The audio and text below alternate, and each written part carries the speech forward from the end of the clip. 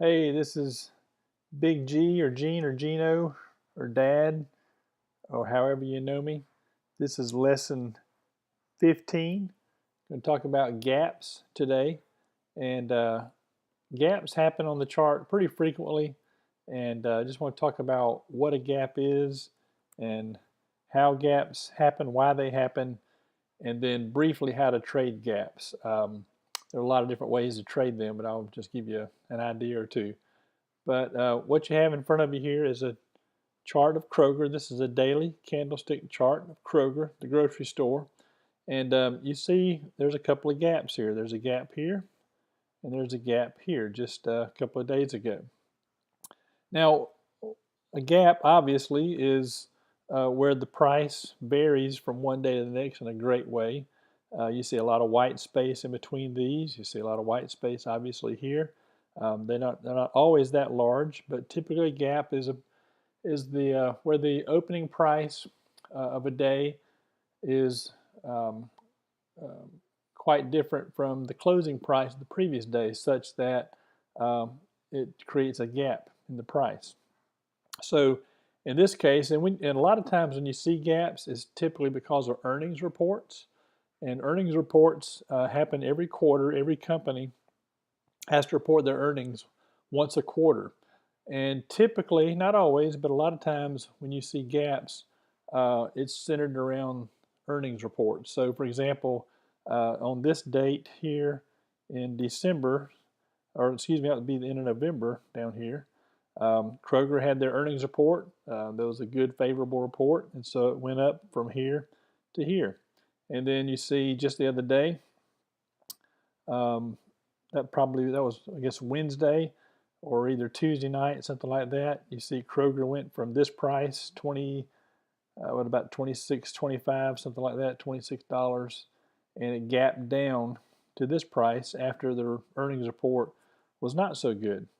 So typically when you see, but not always, but typically when you see gaps, a lot of times it has to do with the company's earnings report or with news. For example, if that guy in North Korea threatens us with missiles or shoots a missile or whatever, if something happens, that's going to hurt the economy or help the economy, it could be all kinds of things. The market is news driven, and so a lot of times there may be something happening late at night or early in the morning that would kind of shake up the market and cause it to go up or down in a great way.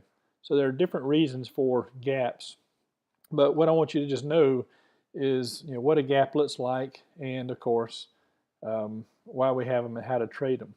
So this is Kroger. You see the big gap there.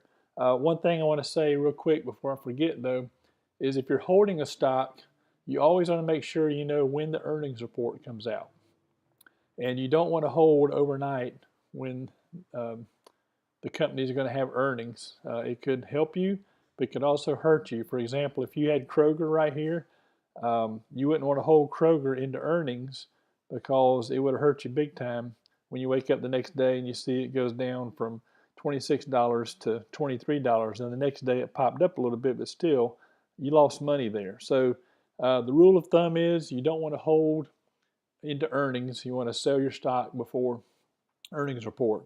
And that's the reason why. Now, could it work the opposite? Could it pop up like here, like it did in November? Absolutely. But you're taking a risk because you never just don't know what the earnings report is going to do. And it doesn't matter, what you think about the company. You just need to know that it could hurt you. And so the safe thing is just to get rid of it, to sell it before earnings.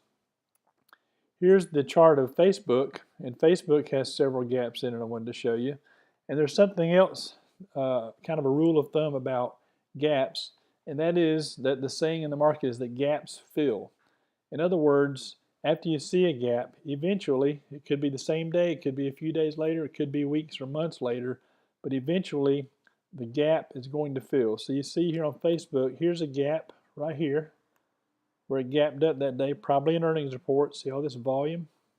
And then over time, that gap filled. The price came back down and filled that gap. Same thing happened here. There's a gap right here. It took a while, but that gap filled. Crooked line. But you see the gap filled here at the beginning of December. Gap right here, earnings report likely, and the gap fills up here. So gaps tend to fill. Here's a gap right here that filled on the same day. So gaps tend to fill, and a lot of people will play gaps that way, expecting it to fill. For example, they might come in here on this day when it gapped and expect it to come back down to this price, and of course they would have been right. So you would have shorted, in this case you would short the stock or buy a put option, and that's where you make money when the stock goes down. So that's just one more little rule, I guess you'd say, about gaps. Let me show you the stock chart of Apple, and there's a few other gaps we can look at here, and you can see where the gaps filled. We have a gap here with Apple. Took a while, but that gap finally filled over here. The gap happened in August. It was filled in the middle of September. You've got a gap here that filled right here. Gap here that did eventually fill, but it took a while, several months actually. Here's a gap, and the gap filled right here over a matter of a few days. So gaps don't always fill, but like I said, again, it's just kind of a rule of thumb that gaps will typically fill. Netflix, let me show you a way to play gaps. And what you can do when you have a gap, and Netflix has a couple of good examples here, or really just one good example. But when you see a gap, like you see the gap right here, what you can do is just draw a line under the low of that gap day and the high of that gap day, and then when price goes above or below that candle, you buy in. It's kind of like a breakout, like we talked about with breakouts in the last lesson, lesson 14. You watch that candle on that gap day, and when price goes above, you buy. If you had done that, you'd have a nice little ride up from just below 260 to 200 and almost $90 here with Netflix. So you can just draw a line over the high and the low of that gap day, and play it that way. It happened here, but not quite as good, I guess you'd say, as other. You draw the line at the high, the low. It did go over, and you'd make a couple of bucks or so on that particular trade before it went back down. Let's look at one more, and that is Amazon. Let me get this off so I can change to Amazon. And you can do the same thing with Amazon. You've got, where was it? Oh yeah, you got this gap here. You can draw a line at the high, draw a line at the low. When price goes above or below, in this case it went below, you buy, or in this case you would short, or you'd buy a put option. And Amazon went down for a while during that time, and you would have made a little money there. Here's another gap. Draw a line at the low, draw a line at the high. You buy when it breaks through that high. It dipped down just for a second there, a couple of days, and then of course took off after that. So same thing here is a small gap here. Draw a line at the low, draw a line at the high. Price breaks through the high there, and another nice ride up. So those are just some examples of how to play gaps. My friend Jeremy Newsom at reallifetrading.com, he has tons and tons of free stuff.